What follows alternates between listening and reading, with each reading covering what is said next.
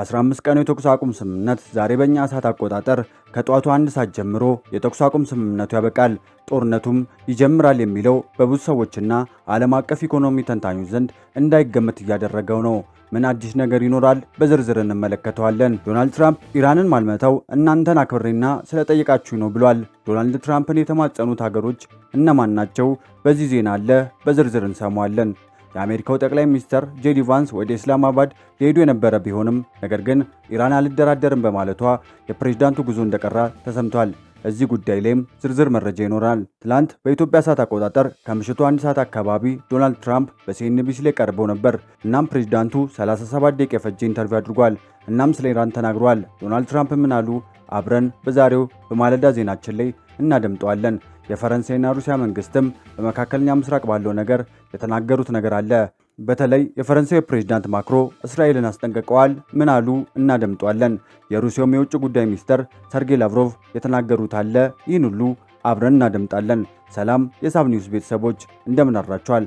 በዓለም አቀፍ ደረጃ ሌሊቱን የተሰሙ ሰበር መረጃዎችን ይዘንላችሁ ቀርበናል። በሚያዝያ ወር 1 ሰብስክራይበር የመግባት እቅድ ስለያዝን ያንን እቅዳችንን እንድታሳኩልን በትህትና ጠየቅን።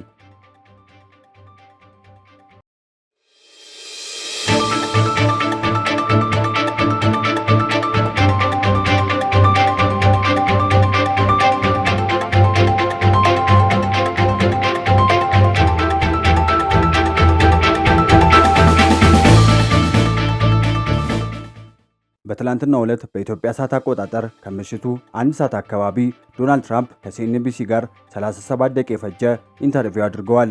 ዶናልድ ትራምፕ በሲኤንቢሲ ቀርበው እጅግ አስፈሪ የተባለውን ንግግር ሲያደምጡም ተደምጠዋል። ዓለም ለ15 ቀን የተሰጠው የጦርነት ጊዜ ማብቃቱን ተከትሎና በኢራን መካከል ያለው የሰላም ስምምነት መበጠሱን ተከትሎ ዶናልድ ትራምፕ በሲኤንቢሲው ጋዜጠኛ ሾን ኬርን ጋር የስልክ ውይይት አድርገዋል። በዚህ 37 ደቂቃ በፈጀው ኢንተርቪዋቸው ዶናልድ ትራምፕ ከ10 እስከ 12 ደቂቃ የሚሆነውን በኢራን ስላለው ወቅታዊ ሁኔታ ተናግሯል። ጋዜጠኛ ጆ ኬረን በመጀመሪያ ያቀረቡት ጥያቄ ኢራን ለድርድር ሰው አልክም ብላ ነበር፣ አሁን ግን እንደምትልክ እየተናገሩ ነው ተብለው ሲጠየቁ እንደተለመደው ዶናልድ ትራምፕ ኮራ ባለ አነጋገራቸው ኢራኖች ለድርድር እንደሚመጡ ተናግረው እንደነበረና ማንም እንዳላመናቸው ተናግረዋል። እነሱ ወደ ድርድር አንሄድም ሲሉ እኔ ግን እንደሚመጡ ተናግሬ ነበር ብለዋል።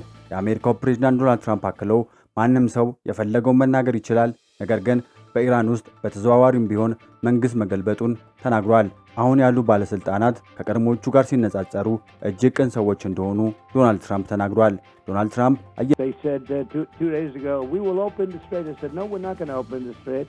until we have a final deal. No, we want to open the strait. They said, we're not opening. We totally control the strait, just so you understand, for all the fake news out there. And, Mr. President, we've seen 100 days of the largest protests in Iran since the revolution in 1979. And ይዞም አሁን ያለው የኢራን መንግስት ደም የጠማው ነው። በሁለት ወር ብቻ ከ42000 በላይ ንጹሃን ዜጋ ህይወት መቅጠፉን ተናግሯል። ሌላው ዶናልድ ትራምፕ አጽንኦት ሰጥተው የተናገሩት በኢራን ያሉ መርከቦች በእጃቸው እንደሆነ ተናግሯል። ከ159 በላይ የኢራን መርከቦች በአሜሪካ እጆች ናቸው ሲሉም ተናግሯል። ዶናልድ ትራምፕ ለቻይና መንግስት የማስጠንቀቂያ መልእክት የላኩ ሲሆን ለኢራን ሊደርስ የነበረውን የቻይና ጊፍት መያዛቸውን ተናግሯል። ማንም ሀገር ኢራንን ቢረዳ የ50% ታሪፍ እንደሚጣልበት ተናግሯል። ዶናልድ ትራምፕ በዚህ ኢንተርቪዋቸው ኢራኖች ካልተስማሙ ጦርነቱን እንደሚያስጀምሩት ዝተው ነበር። ነገር ግን በእኛ ሰዓት አቆጣጠር ከምሽቱ 5 ሰዓት ገደማ በራሳቸው የሶሻል ሚዲያ ገጽ ላይ ሌላ አዲስ ነገር ይዘው ተከስቷል። ፕሬዝዳንቱ በሶሻል ሚዲያቸው ላይ እንደለጠፉት ከሆነ የኢራን መንግስት በከፍተኛ ሁኔታ መከፋፈሉን መሰረት በማድረግ ይህም ያልተጠበቀ ነገር እንዳልሆነ በመናገር በፓኪስታኑ ፊልድ ማርሻል አሲም ሙኒር እና በጠቅላይ ሚኒስትሩ ሻህባዝ ሻሪፍ ጥያቄ መሰረት የኢራን መሪዎችና ተወካዮች አንድ ወጥ የሆነ የውሳኔ ሀሳብ ይዘው እስኪመጡ ድረስ በኢራን ሀገር ላይ የምንሰነዝረውን ጥቃት እንድንገታ ተጠይቀናል ሲሉ ተናግረዋል። በመሆኑም ወታደራዊ ኃይላችን የባህር ኃይል እገዳው እንዲቀጥል፣ በሌሎች በኩል ደግሞ በተጠቀቀና በተሟላ ዝግጁነት እንዲቆይ መመሪያ ሰጥቻለሁ። ስለሆነም የእነርሱ ውሳኔ ሀሳብ ቀርቦ ውይይቶች በማናቸውም ውጤት እስኪጠናቀቁ ድረስ የተኩስ አቁም ስምምነቱን አራዝሜያለሁ ሲሉ ተናግረዋል።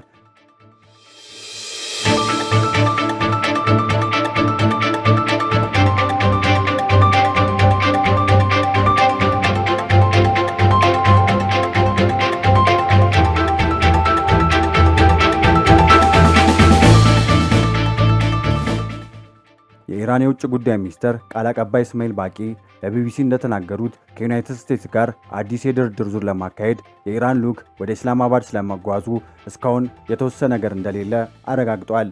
ባቂ በመግለጫቸው የሚከተሉትን ዋና ዋና ነገሮችን በማንሳት እነዚህ ነገሮች ወደ ኢስላማባድ እንዳይሄዱ እንደ ችግር አንስተዋል። በመጀመሪያ ያነሱት ዩናይትድ ስቴትስ በኢራን ወደቦች ላይ ጣለችው የባህር ኃይል እገዳ የኢራን መርከብን በቁጥጥር ስር መዋልና ፕሬዚዳንት ትራምፕ የኢራን መሠረተ ልማቶች ለማውደም የሰጡት ማስፈራሪያ፣ እነዚህ ማስፈራሪያዎች ኢራን ወደ ኢስላማባድ እንዳትሄድ እንዳደረጉት ተናግሯል።